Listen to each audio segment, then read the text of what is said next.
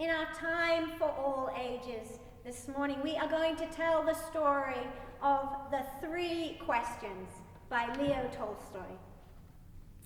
There was once a certain queen who believed that if she could find the answers to just 3 questions, she would never fail in anything she undertook.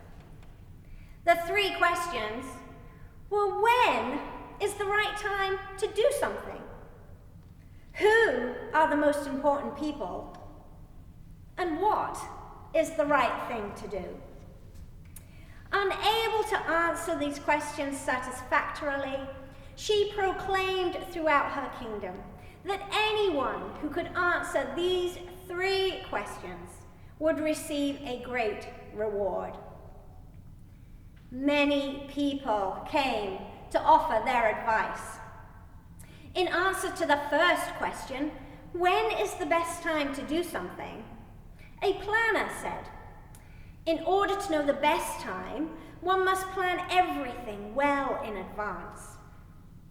A magician said, in order to know the best time to do something, you should consult with fortune tellers because they can predict the future. In answer to the second question, who are the most important people, a priest answered her. The philosophers and the holy men are the most important people because they have the answers to life's big questions. But a general said, no, the most important people are the soldiers because they can protect your kingdom. A medical man stood up and said, the most important people are the doctors and the nurses because they can keep you alive even if you are an inch from death. The queen heard all these answers, but none of them satisfied her. But she heard a rumor that on the far side of her kingdom there lived a hermit.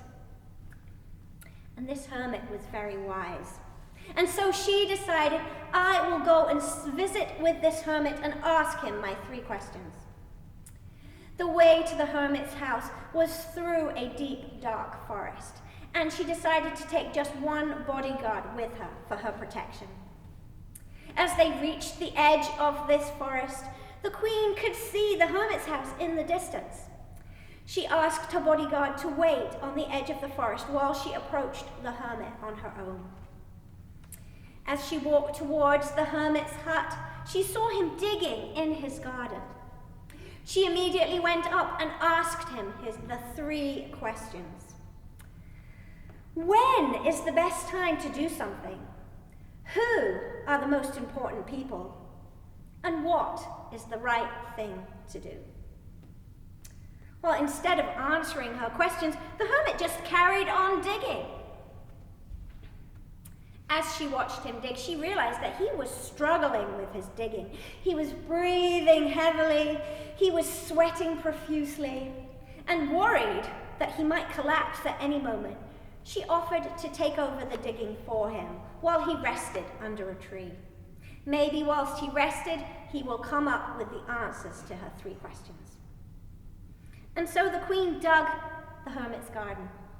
For several hours she dug, until just as the sun was setting below the trees of the forest, and when her hands had blisters on them, and her face was covered in mud, and her arms and legs were aching, she stopped digging and once again turned to the hermit and said, please answer my 3 questions. When is the best time to do something? Who are the most important people? And what is the right thing to do? But she was really annoyed to discover that the hermit was not even listening to her. He was instead looking out towards the edge of the forest, and she turned to look with him. And that is when she saw someone, a man, stagger and stumble out of the forest. He was clutching his side, and there was blood all over his shirt. She realized this man needed help, so immediately she dropped her spade and ran to help this wounded man. With the aid of the hermit, she carried the man to the hermit's hut and laid him in the hermit's bed. She cleaned and bandaged his wounds, and then stayed with that wounded man all night, praying that he would survive.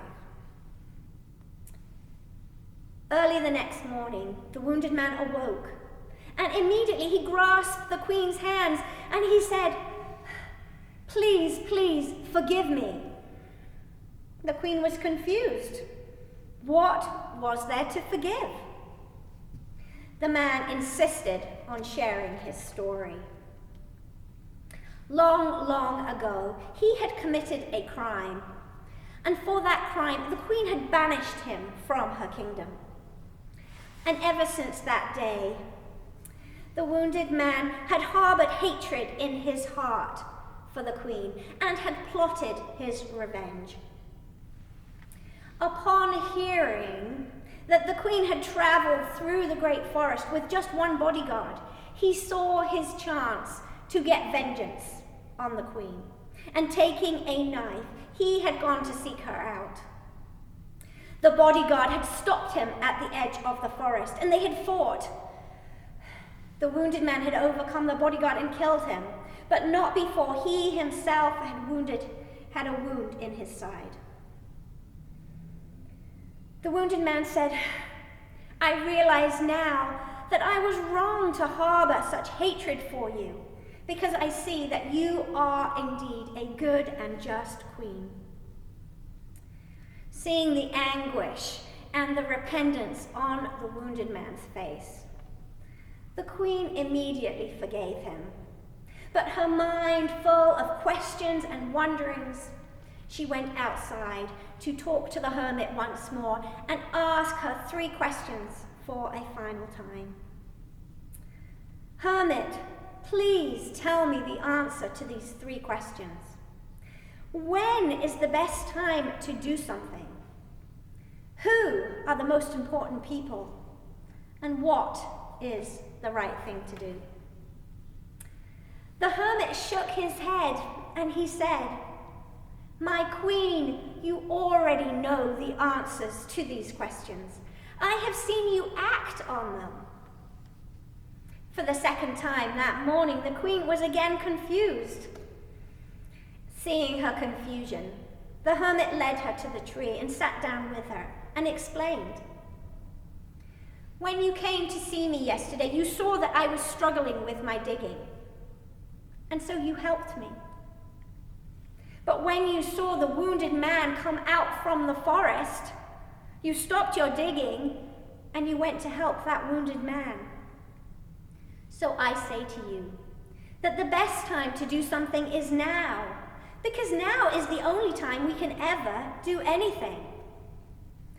The most important people are the people you are with, because who knows if you will ever be with anyone else.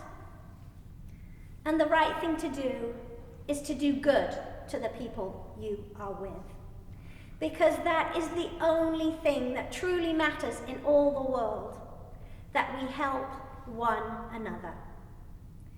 And the queen knew in her heart that this was true. Blessed be.